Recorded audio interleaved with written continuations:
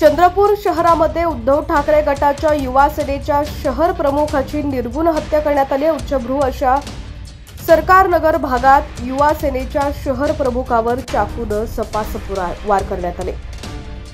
शिवा वाझरकर असं हत्या झालेल्या तरुणाचं नाव आहे। 30 वर्षाच्या शिवा वाझरकर याचा मृतदेह त्याच्याच एका मित्राच्या कार्यालयापाशी सापडल्याने परिसरात तणाव निर्माण झालाय।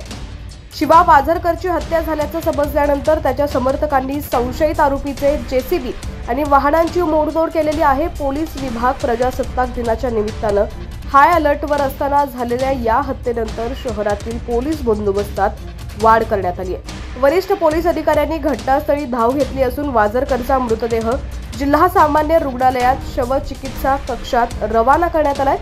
उद्धव ठाकरे गटाचे शिवसैनिक मोठ्या संख्येने घटनास्थळी दाखल झालेत। मित्रांशी झालेल्या वादाचं हत्येत रूपांतर झाल्याचा अंदाज वर्तवण्यात येतोय।